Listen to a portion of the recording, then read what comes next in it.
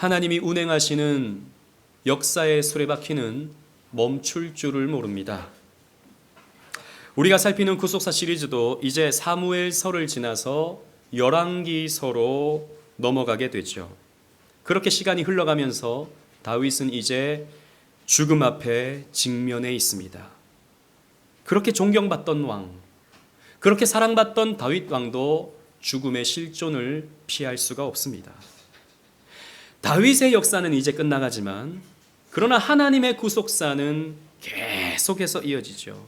하나님은 다윗에 이어서 솔로몬을 세워서 하나님의 구속사를 또 진행해 나가십니다.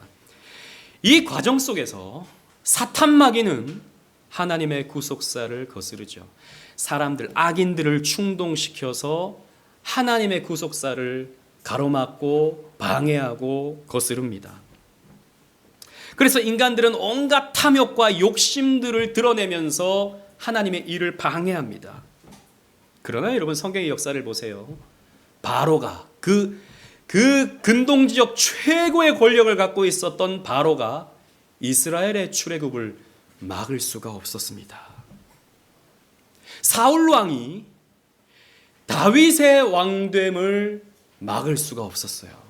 권력 있고 힘 있는 자들이 하나님의 구속사를 거슬렀지만 결국에는 하나님의 뜻대로 역사는 흘러가는 것입니다. 시편 2편 4절 말씀 보면 하나님이 왕을 세우시는 장면을 시편이 묘사하는데요. 이렇게 표현하고 있습니다.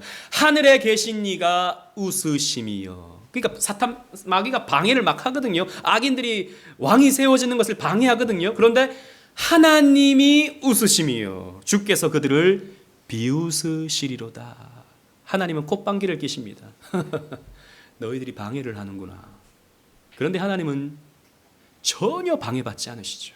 아무리 방해를 해도 하나님은 방해를 받지 않으십니다. 하나님은 주권의 하나님.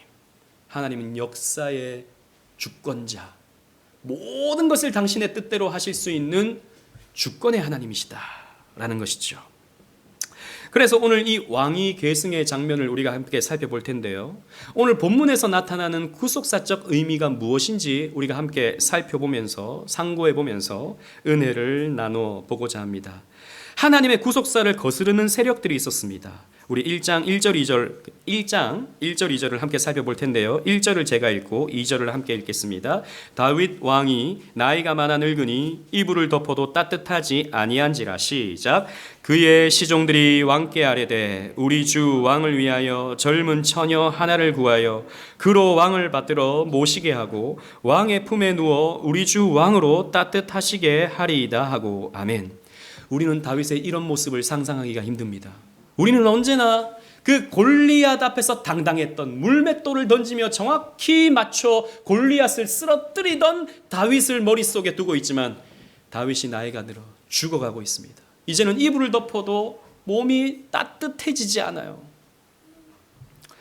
이것은요, 단순히 다윗의 건강 상태를 알려주는 말씀이 아닙니다. 상징적인 말씀이죠. 다윗의 시대가 식어가고 있다. 다윗의 그 뜨겁던 시대가 식어가고 있다. 다윗의 시대가 저물어가고 있다라고 하는 것을 상징적으로 말해주고 있는 것입니다. 그런데 보십시오. 다윗의 신하들이 기껏 왕을 위한답시고 생각한 것은요, 젊은 처녀 하나를 정해서 다윗의 침대에 함께 누이는 방법을 선택했습니다. 몸이 식어가니까 젊은 처녀 여자 한 명을 다윗의 침대에 눕히는 거예요. 그러면 왕의 몸이 좀 더 따뜻해지지 않을까, 이렇게 생각한 것입니다. 그런데 여러분, 이것은 결코 그냥 치료 행위가 아니죠. 이것은 무엇입니까? 다윗에게 첩을 붙여주는 것입니다. 여러분, 침대 위에 같이 눕는 것은요, 첩을 말하는 거예요. 이런 거죠. 젊은 여자를 다윗에게 안겨주면 다윗에게 좀 더 활력이 생기지 않을까라고 생각을 한 것입니다. 물론 여러분, 다윗의 신하들이 다윗을 위해서 한 일일 것입니다. 이렇게 하면 다윗이 좀 더 활력이 생겨서 오래 살지 않으실까? 그런데 이 방법은 여러분, 좀 생각만 해도 좀 끔찍하잖아요. 아니, 다 죽어가는 지금 몸이 식어가고 있는 다윗에게 처녀를 옆에 안긴다? 이 모양이 여러분 아름답습니까? 이게 충성스러워 보입니까? 조금 거부감이 들죠. 우리의 상식입니다. 이건 하나님의 방법이 아니에요. 다윗이 이런 문제 때문에 얼마나 많은 어려움을 겪었습니까? 그런데 이 마지막까지도 신하들이 하는 모습은 이런 아름답지 않은 모습이었다라는 것이죠. 아름답지 않은 행동을 하는 것은요, 아름답지 않은 어떤 원인이 있는 거예요. 즉 신하들은요, 다윗이 오래 살길 바랬습니다. 왜 오래 살길 바라죠? 다윗의 신하니까. 다윗이 오랫동안 왕위에 앉아 있어야 자신들의 정치적 기득권도 유지될 수 있으니까. 정치적인 생각인 것이죠. 굉장히 육체적인 생각인 것입니다. 그런데 여러분 본문 4절을 보면 다윗은 이 여인과 잠자리를 갖지 않아요. 갖지 않았다기보다는 사실 갖지 못했다라고 하는 표현이 좀 더 정확할지도 모르겠습니다. 즉 이 신하들의 다윗의 수명 연장은요, 헛된 시도였다라는 것이죠. 하나님이 다윗에게 정해놓으신 시간이 있어요. 아무리 인간들이 그 시간을 늘려보려고 애를 썼지만, 그래서 자신들의 정치적 기득권을 유지하려고 애를 썼지만 그 시도는 헛된 것이었다라는 것이죠. 또 다윗의 몸이 식어간다는 소식을 듣고 또 다른 한 무리가 움직이기 시작합니다. 다윗의 또 다른 아들 아도니아가 새로운 권력 집단으로 등장하는 거예요. 여러분께서 1장 2장을 읽어보면 재밌어요. 이건 그 무협지의 한 장면 같은 그런 내용들입니다. 5절 말씀 보세요. 5절. 그때 핫깃의 아들 아도니아가, 엄마가 핫깃이에요. 핫깃의 아들 아도니아가 스스로 높여 이르기를 내가 왕이 되리라 하고 자기를 위하여 병거와 기병과 호위병 50명을 준비하니, 그러니까 쿠데타를 일으킨 겁니다. 이때를 보고 아버지가 지금 죽어간다? 아버지가 몸이 식어가고 있다? 라고 하는 소식을 들으니까 아도니아가 이때 내가 치고 들어가야겠다라고 생각을 했던 거죠. 왜냐하면 나중에 살펴보겠지만 다윗의 마음이 누구에게로 향하고 있습니까? 여러 아들 중에 솔로몬에게 향하고 있다는 것을 아도니아도 알고 있어요. 그런데 이때 만약에 아버지가 죽어버리면 이전에 다윗이 솔로몬이 왕 된다고 얘기한 적이 있다라고 해서 솔로몬이 왕 될 것 같으니까 이때 군사들을 동원해서 쿠데타를 일으킨 것이죠. 군부 쿠데타를 일으킨 겁니다. 그래서 내가 왕이다 라고 하는 것을 천명해버렸어요. 그도 그럴 것이 여러분, 혈통적으로 보잖아요. 혈통적으로 보면 아도니아가 왕위 계승 서열 1위입니다. 다윗에게 여러 아들들이 있었죠. 첫 번째 아들이 암논이었습니다. 동생 겁탈하다가 죽어버린 그 아들 있지 않습니까? 암논. 죽었죠? 없습니다. 둘째 아들은 다니엘이라는 아들이 있는데 성경에 이름만 나오고 아무 행적이 없어요. 아마도 어릴 때 죽지 않았을까 이런 생각이 듭니다. 아니면 아무 영향력이 없는 그런 아들이었을 것이라고 추측이 돼요. 아무튼 다니엘은 그렇지 못해요. 왕위를 이어받을 존재가 못 돼요. 셋째 아들이 압살롬이었어요. 반역 일으키다가 요압에 의해서 죽었던 아들. 넷째 아들이 이 아도니아입니다. 그러니까 당시 근동 지역의 왕위를 이어받는 서열을 치면 아도니아가 1위입니다. 그러니까 얼마든지 왕이 될 수 있는 거예요. 그러니까 이때 내가 치고 들어가야 내가 왕이 될 수 있겠다라고 생각을 했던 것입니다. 이렇게 치고 나가니까요, 사람들이 줄을 섭니다. 예전에 압살롬이 치고 나가니까 사람들이 압살롬에게 줄을 서잖아요. 마찬가지입니다. 또 사람들이 아도니아에게 줄을 섭니다. 대표적으로 다윗의 신복이었던 요압 장군이 이 아도니아에게 줄을 섭니다. 아도니아에게 와서 당신이 우리의 왕이 되어주세요 라고 합니다. 그리고 요압 장군은 이미 국방부 장관이잖아요. 이스라엘 국방부 장관입니다. 그 국방부 장관을 유지할 수 있게 되죠. 또 군사 권력뿐만 아니라 종교 권력까지도 붙게 됩니다. 제사장 아비아달도 이 아도니아 뒤에 줄을 서요. 당신이 왕이 되는 게 좋겠습니다. 그래야 우리나라에는 없지만 문화부 장관쯤 되겠죠. 우린 뭐죠? 아무튼 그런 장관쯤 되는 것입니다. 문체부 장관 좀 되는 것이죠. 줄을 서는 것이죠. 여러분 이런 모습들을 한번 보세요. 이런 모습들을 보면 굉장히 정치적이죠. 아름답지 못합니다. 하나님의 구속사가 하나님의 구속 역사가 지금 솔로몬을 향해 가고 있는데 인간들은 계속해서 자신들이 만들고자 하는, 자신들이 세우고자 하는 정치 지도자를 통해서 자신들의 정치적 기득권을 누리려고 하는 거죠. 그런데 여러분, 이 아도니아에 대한 성경의 표현을 보십시오. 6절 말씀 함께 한번 읽어보도록 하겠습니다. 6절입니다. 시작. 그는 압살롬 다음에 태어난 자요 용모가 심히 준수한 자라. 그의 아버지가 내가 어찌하여 그리하였느냐고 하는 말로 한 번도 그를 섭섭하게 한 일이 없었더라. 용모가 아주 준수해요. 외모가 출중합니다. 압살롬도 출중했는데 아도니아도 출중해요. 잘생겼어요. 그런데 문제는 아버지가 다윗이 이 아들에게 내가 어찌하여 그리하였느냐고 한 번도 그에게 섭섭한 말을 한 적이 없습니다. 이 말은 아도니아가 훌륭했다는 말입니까? 아도니아가 좀 이상한 존재다라는 말입니까? 이상한 존재라는 말이죠. 어떻게 사람이 한 번도 잘못을 안 하겠습니까? 잘못을 하죠. 그럴 때 부모가 때로는 책망을 하고 때로는 야단을 쳐서 섭섭하게 만들어야 되는 것 아니겠습니까? 그런데 아버지가 이 아도니아에게 섭섭한 말을 한 번도 한 적이 없는 거예요.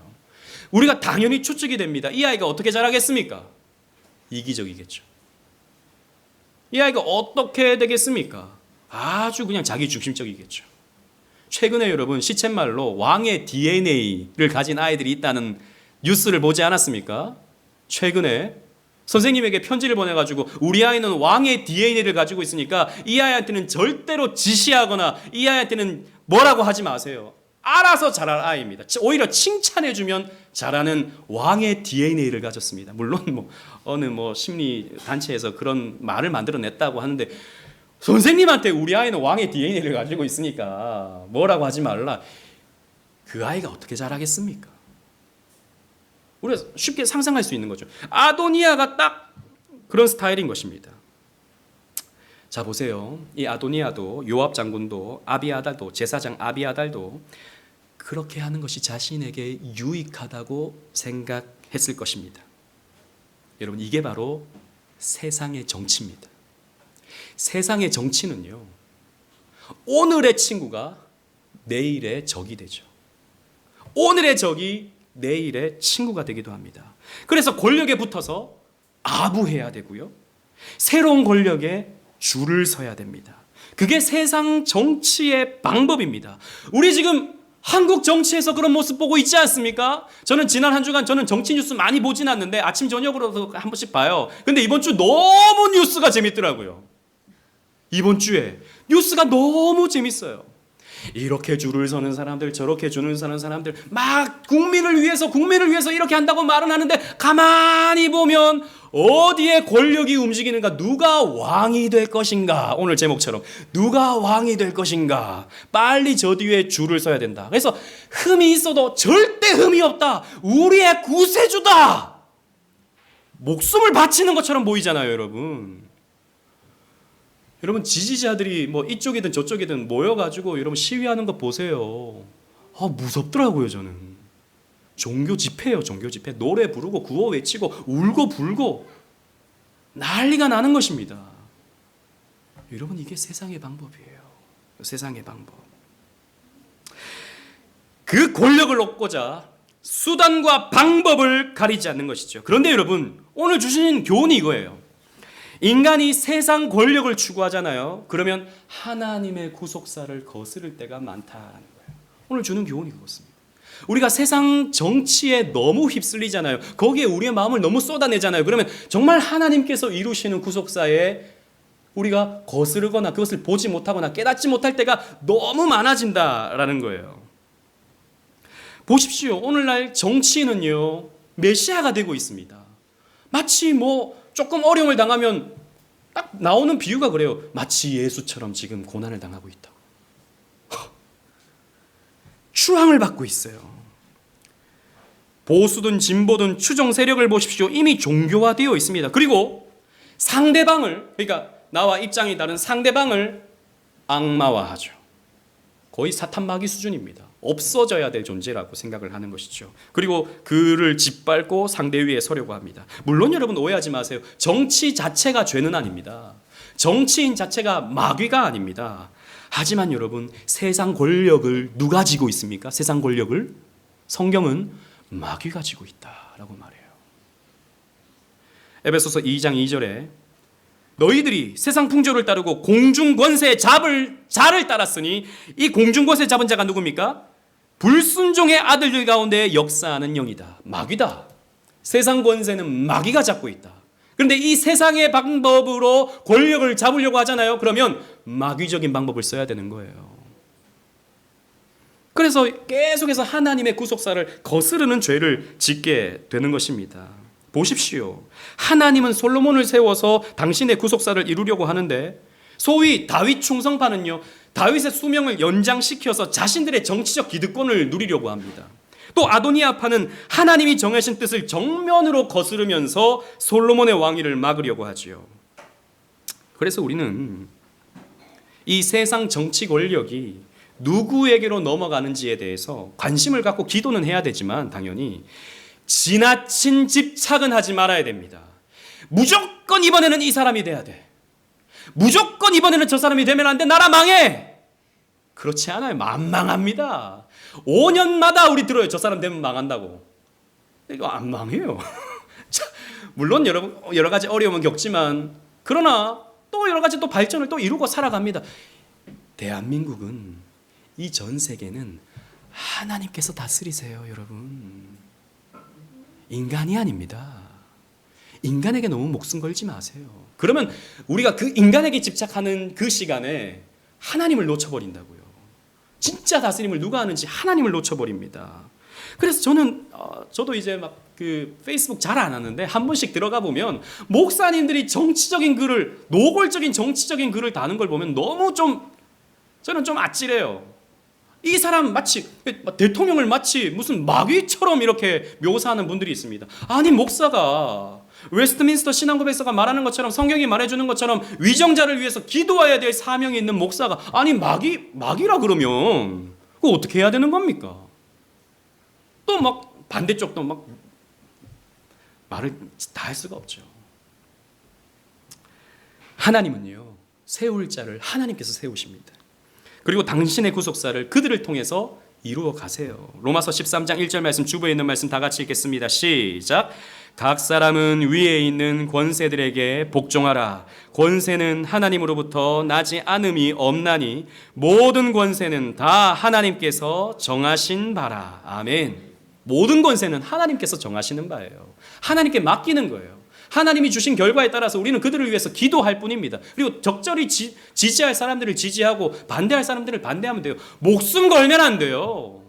거기에 내 인생을 투자하는 것은 어리석은 것입니다. 하나님께 투자하세요, 그 시간에.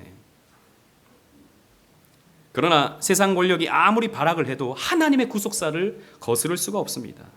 솔로몬의 어머니 밧세바가 움직여요. 이 일을 딱 보고. 밧세바, 아도니아가 왕이 됐다라고 하는 소식을 듣자 다윗의 말을 기억하면서 다윗에게 찾아갑니다. 그리고 다윗에게 청혼을 올려요. 1장 17절 보세요. 그가 왕께 대답하되 내 주여, 왕이 전에 왕의 하나님 여호와를 가리켜 요종에게 맹세하기를 내 아들 솔로몬이 반드시 나를 이어 왕이 되어 내 왕위에 앉으리라 하셨거늘 왕 그렇게 말씀하지 않으셨습니까? 20절 말씀 보십시오. 내 주 왕이여, 온 이스라엘이 왕에게 다 주목하고 누가 내 주 왕을 이어 그 왕위에 앉을지 공포하시기를 기다리나이다. 왕이시여, 지금 아도니아가 왕이 되었다고 지금 외치고 있는데 가만히 두면 아도니아가 왕이 됩니다. 그런데 왕은 말했지 않습니까? 솔로몬이 왕이 된다고. 공포해 주십시오. 도장을 찍어 주십시오. 세자 책봉을 해 주십시오.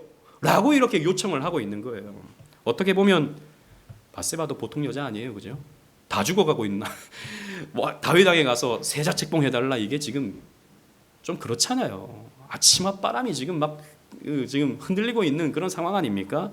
그런데 여러분, 이걸 그런 식으로 보면 안 됩니다. 지금 이 밧세바는요, 다윗의 했던 말에 근거하여 지금 정당한 요청을 하고 있는 거예요. 만약 그렇지 않으면 아도니아에 의해서 솔로몬은 어떻게 됩니까? 숙청당하게 되어 있는 거예요. 그게 정치예요. 세상 정치예요. 그리고 나단 선지자도 똑같은 청원을 다윗에게 올립니다. 나단 선지자는 알아요. 하나님의 마음이 다윗 뒤에 누구에게로 향하고 있는지, 다윗 뒤에 솔로몬에게 향하고 있다는 것을 나단 선지자는 잘 알고 있었던 것이죠. 그래서 다윗이 했던 말을 기억하면서 이 문제를 바로 잡아줄 것을 나단 선지자도 요청을 합니다. 그래서 다윗은요, 다 죽어가던 다윗이 이렇게 천명을 해요. 29절 30절 말씀 보세요. 왕이 이르되 내 생명을 모든 환난에서 구하신 여호와께서 살아 계심을 두고 맹세하노라. 내가 이전에 이스라엘 하나님 여호와를 가리켜 내게 맹세하여 이르기를 내 아들 솔로몬이 반드시 나를 이어 왕이 되고 나를 대신하여 내 왕위에 앉으리라 하였으니 내가 오늘 그대로 행하리라. 이제 천명을 하는 거예요. 공포를 하는 거예요. 이제 다음 왕은 솔로몬이다 라고 하는 것을 공포하고 있습니다. 다 죽어가는, 몸이 식어가는 다윗인데 다윗이 분별력을 갖습니다. 분별력을 가져요. 그리고 세자 책봉하는, 천명하는 이 기력을 발휘하고 있습니다. 여러분, 다 죽어가던 다윗이 어떻게 이렇게 할 수 있을까요? 하나님께서 하시는 겁니다. 하나님께서 다윗에게 마지막 기력을 불어넣으시는 거죠. 분별력을 허락하시는 거죠. 그래서 이제 왕위 계승이 정당하게 이루어질 수 있도록 하나님께서 역사하시는 겁니다. 그런데 여러분 한번 생각해 보십시다. 왜 솔로몬일까요? 왜 다른 아들 다 두고 솔로몬이 왕이 되겠습니까? 아도니아 밑으로 또 다른 아들들도 있었어요. 성경에 우리가 잘 기억하지 못하지만 스바디아라는 아들도 있었고요. 이르드암이라고 하는 아들도 있었습니다. 아직 그 아들도 살아 있었어요. 게다가 밧세바가 낳은 아들 가운데서도 다른 아들들이 있거든요. 밧세바와 다윗 사이에서 처음 태어났던 아들은 죽었죠. 그 다음에 시므아와 소밥과 나단이라고 하는 솔로몬의 형들이 있었습니다.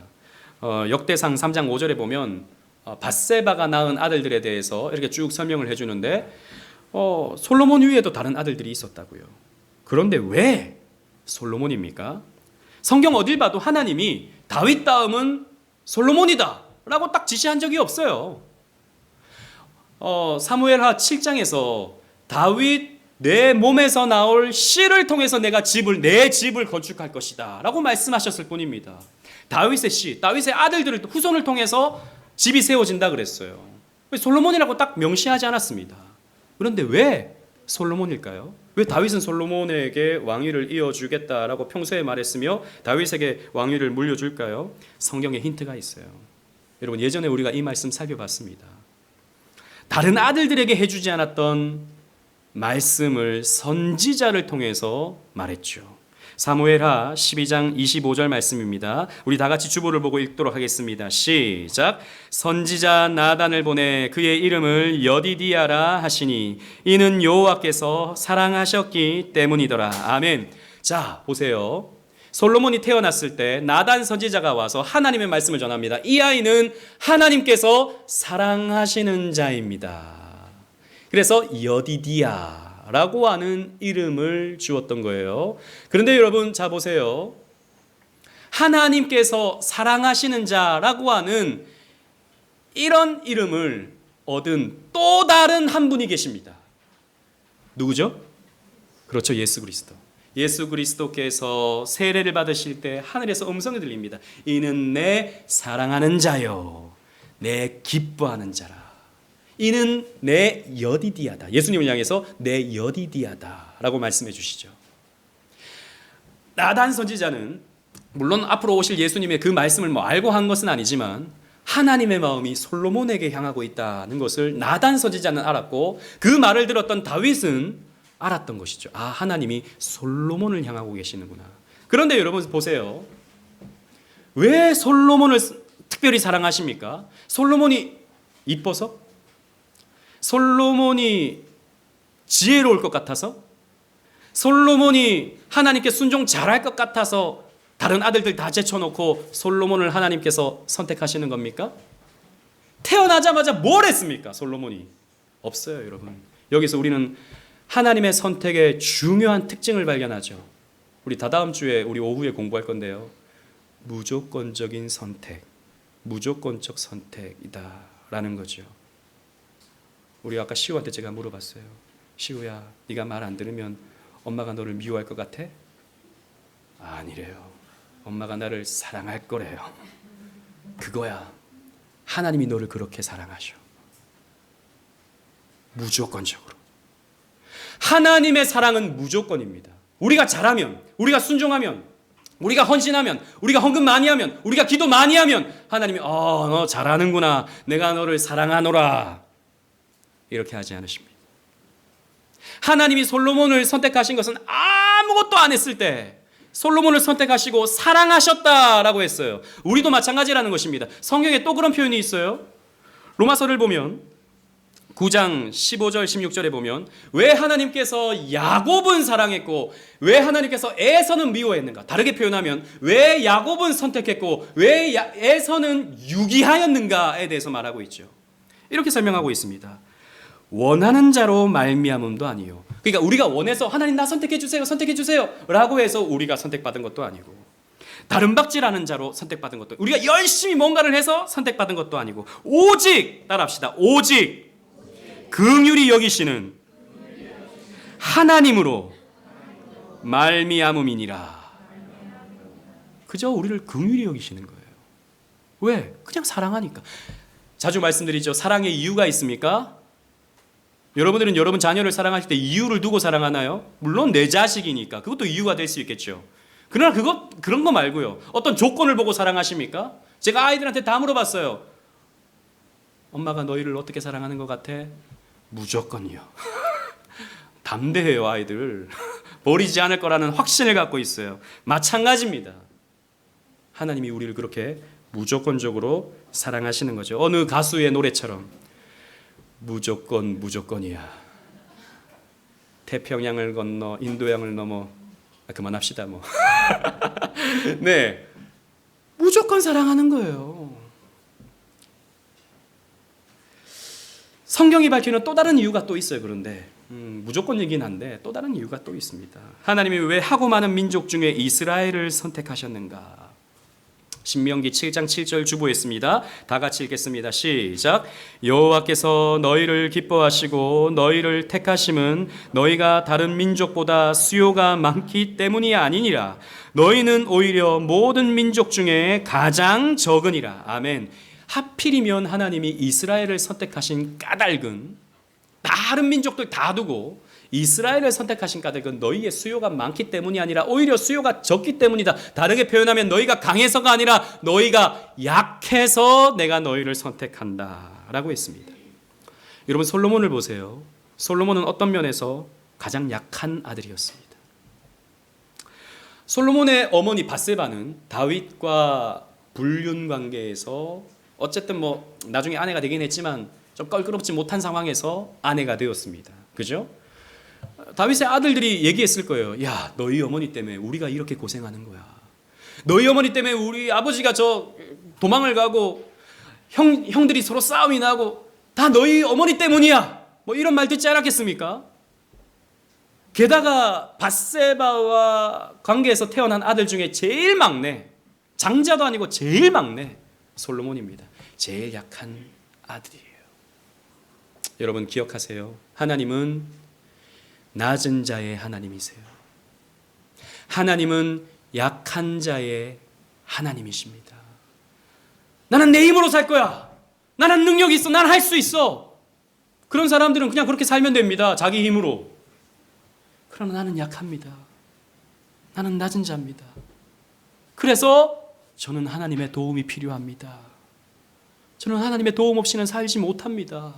라고 하는 자를 하나님께서 선택하시고 하나님께서 그들을 통해서 하나님의 구속사를 이루어 가시죠. 성경에는 그래서 계속해서 이런 메시지가 반복되는 것입니다. 그래서 바울은 자신의 약함을 자랑하죠. 고린도후서 12장 9절 말씀 주보에 있습니다. 우리 다 같이 한번 읽겠습니다. 시작. 그러므로 도리어 크게 기뻐함으로 나의 여러 약한 것들에 대하여 자랑하리니 이는 그리스도의 능력이 내게 머물게 하려 함이라. 아멘.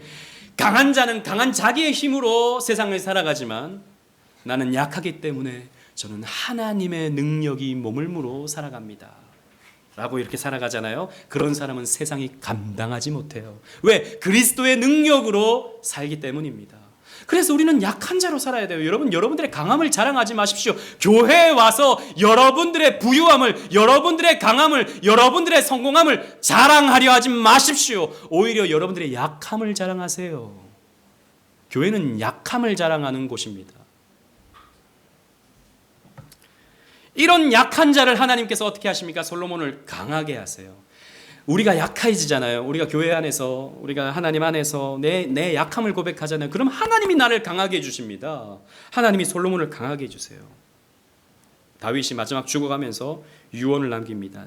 2장으로 넘어가셔서 2장 2절 3절 말씀 보세요. 내가 이제 세상 모든 사람이 가는 길로, 이제 죽는 길로 가게 되었으니 너는, 솔로몬아, 너는 힘써 대장부가 되고 내 하나님 여호와의 명령을 지켜 그 길로 행하며 법률과 계명과 율례와 증거를 모세의 율법에 기록된 대로 지키라. 다 같이 읽겠습니다. 시작.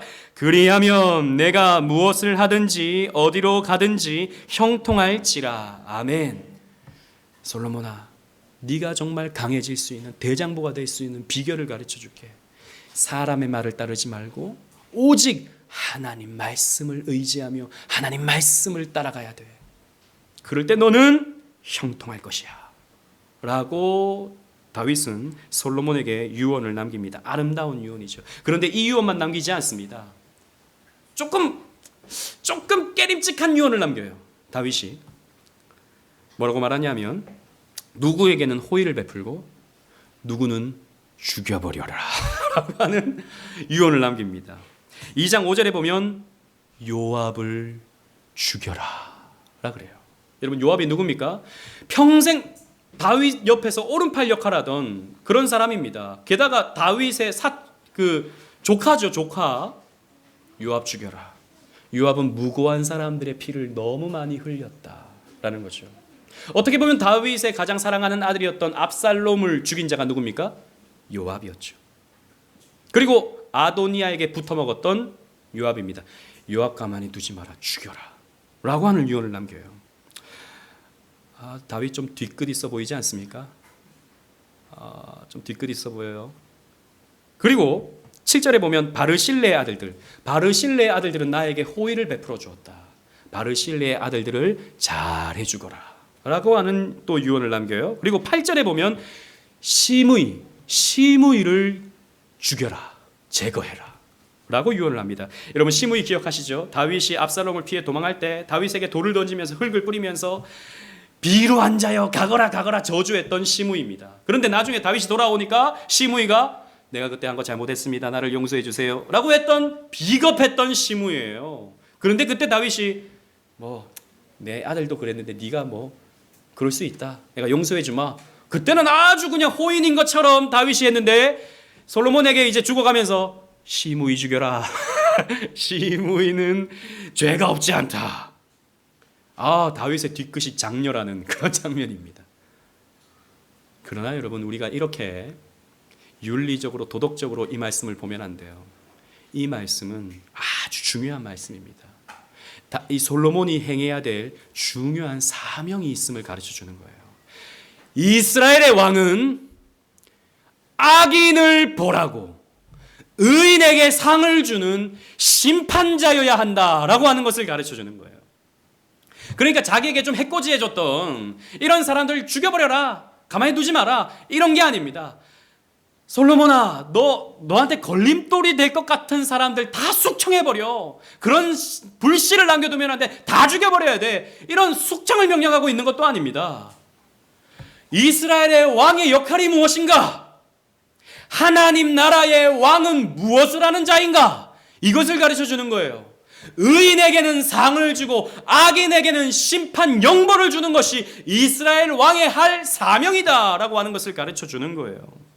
그래서 솔로몬은 이 역할을 맡는 겁니다. 이 역할을 맡으니까 12절 보십시오. 솔로몬이 그의 아버지 다윗의 왕위에 앉으니 그의 나라가 심히 견고하니라 라고 했습니다. 하나님이 힘을 주시는 거예요. 그 역할을 감당할 때 하나님 힘 주시는 겁니다.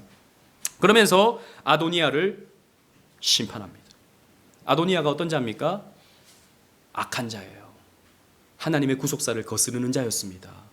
자기가 왕이 되겠다고, 왕은 정해져 있는데 자기가 왕이 되겠다고 반역을 저지른 자입니다. 게다가 나중에 자기가 살려고 이제 솔로몬이 왕이 되었네요. 저는 이제 신하로 살겠습니다. 라고 하면서 뭐라고 말하냐면 그 다윗의 품에 안겼던 그 어린 여자의 그 첩이었죠. 아비삭이라고 하는 여자, 그 여자를 제게 아내로 주십시오. 라고 요청을 합니다. 여러분 이게 뭐냐면 지금은 내가 숙이고 내가 신하로 사는 것처럼 보이지만 왕의 아내, 어쨌든 첩이라 하더라도 왕의 아내입니다. 왕의 아내. 그 왕의 아내를 내가 아내로 삼겠다는 것은 내가 앞으로 왕이 되겠다라고 하는 정치적인 명분을 삼는 거예요. 그러니까 고대 사회에서 전쟁을 하면 이긴 자가 진 자의 아내를 취하는 관습이 있었죠. 우리 몇 번 살펴봤습니다. 그런 내용들을. 그죠? 그래서 압살롬이 다윗의 아내를 범하잖아요. 다윗의 아내를 백주대낮에 겁탈하지 않습니까? 내가 아버지를 물리치고 왕위를 얻었다라고 하는 그런 표현입니다. 이 아도니아도 똑같은 짓을 하는 거죠. 아비삭을 내게 주세요. 나는 신하로 살겠습니다. 라고 하면서. 그런데 솔로몬은 다 꿰뚫어 보는 겁니다. 네가 계속해서 왕이 되려고 하는구나. 그래서 아도니아를 처형하죠. 어떻게 보면 자기 형님입니다. 자기 형이에요. 그러나 하나님의 구속사를 거스르는 죄를 지은 이 아도니아는 처벌받아야 된다라는 것이죠. 그리고 시므이 그리고 이제 요압 장군도 이제 자기가 살려고 성소에 들어가서 제단에 뿔을 잡습니다. 그러나 가차없이 죽임을 당하죠. 아비아달은 예루살렘에서 쫓겨나고요. 시므이는 예루살렘 밖을 벗어나지 말라고 하는 가택연금에 처벌을 내리는데 이 시므이가 왕의 명령을 어기고 밖으로 나가버립니다. 그러니까 나중에 또 처벌을 받게 돼서 죽임을 당하죠. 보십시오. 이런 심판을 행했을 때 성경은요 계속해서 반복하면서 솔로몬의 손에 나라가 더 견고해졌다라고 말씀이 표현되고 있습니다. 앞에서 말씀드린 대로 이것은 단순히 자신들의 정적을 제거한 것이 아닙니다. 마치 스탈린처럼, 스탈린은 자신이 정권을 소련에서 잡고 200만 명을 숙청했죠. 역사를 보면. 그리고 김일성도 북한 정권을 잡고 나서 수많은 사람들을 숙청했습니다. 자신의 어떤 정치적인 대적이 되고자 하는 사람들을 다 숙청했습니다. 세상의 방법이죠. 그러나 솔로몬은 그런 방법을 쓴 것이 아닙니다. 심판하는 왕의 모습을 보여주고 있죠. 그래서 다음에 오시는 다윗의 후손, 진짜 왕, 이스라엘의 왕, 예수 그리스도께서 어떤 모습으로 이 땅에 오시는지 가르쳐주는 것입니다. 여러분, 예수님께서 이 땅에 다시 오실 때 어떤 자로 오십니까? 심판주로 오세요. 우리 사도신경 고백했지 않습니까? 산자와 죽은 자를 무엇하러 오신다고요? 심판하러 오신다라는 것입니다.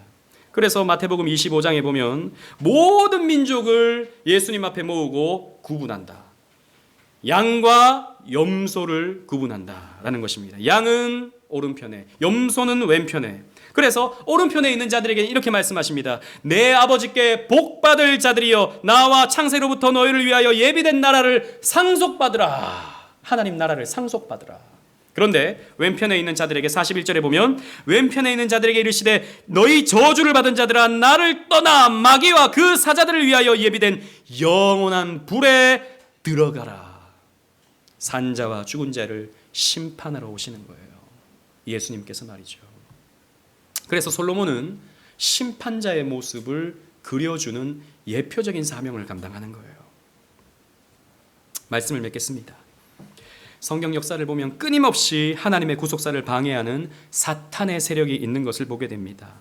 타락한 세상 권력과 하나님 말씀을 왜곡하는 거짓 선지자들은 성경 곳곳에 등장해서 하나님의 구속사를 거슬러요. 하지만 앞에서 우리가 살펴본 것처럼 하나님은 그들을 비웃으십니다. 아무리 방해를 해도, 아무리 하나님의 길을 막아도 하나님은 비웃으시죠. 보세요. 바로가 여인의 후손을 막기 위해서, 물론 그 마귀가 시키는 겁니다. 히브리 남자아이들을 다 죽여버립니다. 히브리 남자아이들을 다 죽이거나 나일강에 던져버려요. 그런데 재밌는 것은 하나님이 히브리 아이가 바로의 궁전에서 자라도록 만들어버려요. 이게 하나님의 유머입니다. 히브리 남자아이들을 다 죽이느냐? 그럼 남자아이를 네 집에서 키우겠다 라고 말씀하시는 거죠. 마귀는 이 땅에 오신 여인의 후손 예수 그리스도를 죽여버리려고 십자가를 만들어 놓고 거기에 십자가에 예수님을 매달아 버렸습니다. 예수님의 뒷발꿈치를 물어버렸죠. 그런데 어떻게 됐습니까? 예수님께서 그 사탄의 머리를 박살내버리셨습니다. 십자가로 말미암아 구원의 길이 열리게 만들어 버리시는 거예요. 우리가 십자가로 구원받았잖아요. 그죠? 십자가의 길로 우리의 구원의 길이 열렸지 않습니까? 예수님을 죽여버렸던 마귀의 시도가 결국에는 우리의 구원의 길이 열리는 결과를 갖게 만들었다라는 것이죠. 이렇게 하나님은요, 당신의 구속사를 완벽하게 이루어 가십니다. 그래서 결국에는 이 사탄 마귀와 그를 따르는 자들을 어떻게 하십니까? 영원 불못에 들어가게 만들어 버리십니다.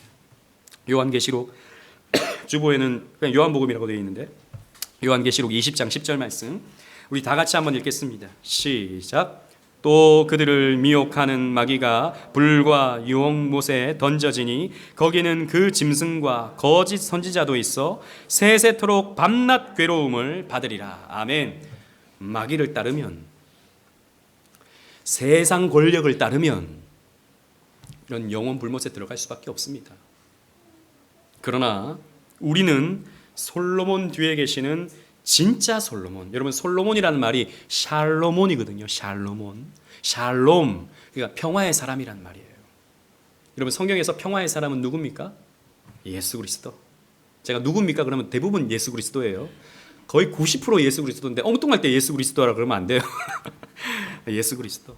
왜? 아까 우리가 본 것처럼 기묘라 모사라 평강의 왕, 영원한 내 아버지 평강의 왕, 예수님을 평강의 왕이라고 말합니다. 진짜 솔로몬은 누굽니까?